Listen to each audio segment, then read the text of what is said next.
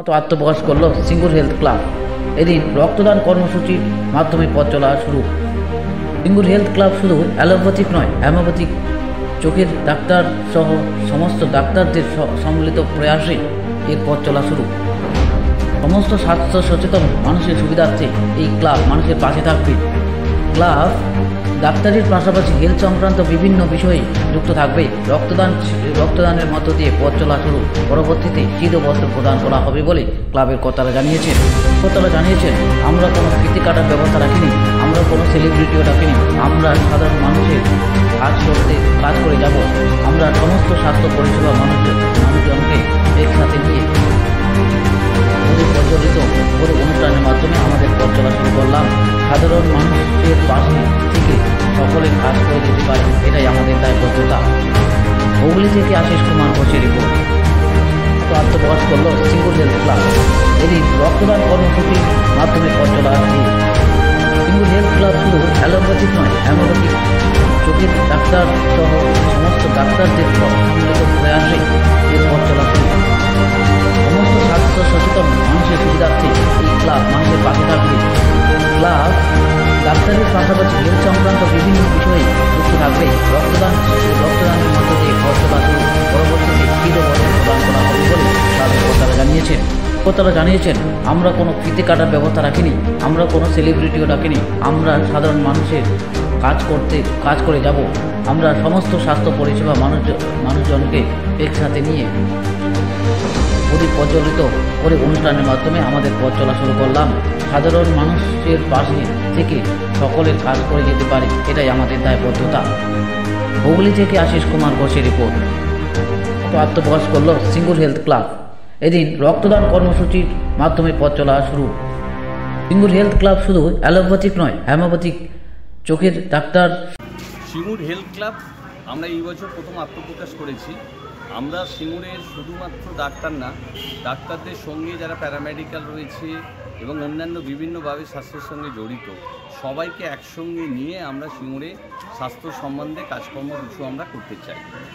সেই সঙ্গে ডাক্তারদের বা যারা এই ডাক্তারি স্বাস্থ্যের সঙ্গে জড়িত, সেটা হোমিওপ্যাথি হতে পারে, আয়ুর্বেদ হতে পারে, ইউনানি হতে পারে, যারা রক্ত টানছে তারা হতে পারে, যারা চোখে ডাক্তারবাবু তারা হতে পারে, টেকনিশিয়ানের হতে পারে, ঠিক আছে। এই যে সবাই মিলে শুধুমাত্র আমাদের দায়বদ্ধতা যে ডাক্তারদের রয়েছে তা না, আমাদের সমাজের প্রতিও কিছু দায়বদ্ধতা রয়েছে। আমরা মনে করি এই দায়বদ্ধতা থেকে আমাদের মুক্ত হওয়াও জরুরি। শুধুমাত্র ডাক্তারিটাই শেষ কথা নয়।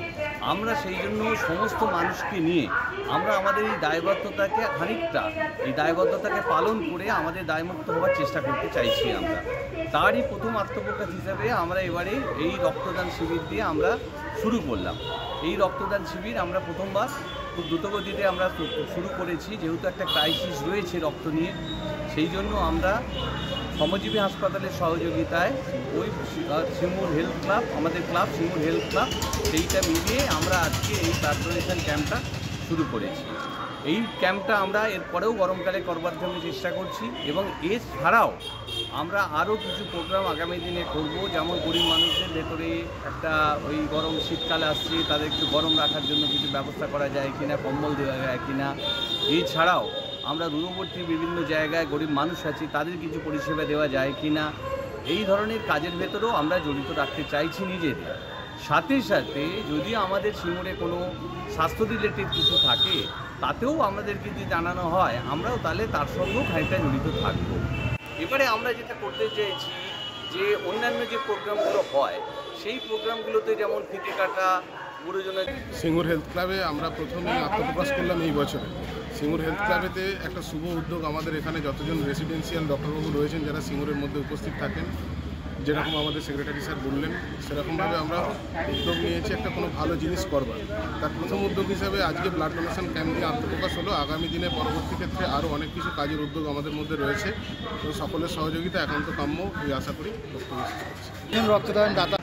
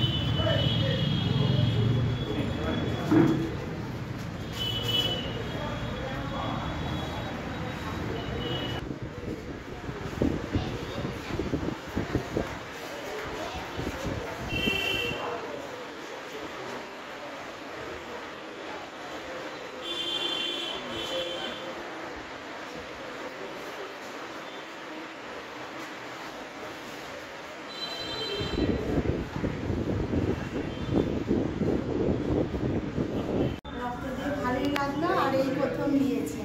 এই প্রথমবার দিলেন, তো প্রথমবার দিয়ে ভালোই লাগলো। তো আপনার নাম আর পরিচয়? আমার নাম হলো অতসী রুই দাস, আর বাড়ি হচ্ছে বেড়াবেড়ি রুই দাস পাড়ায়।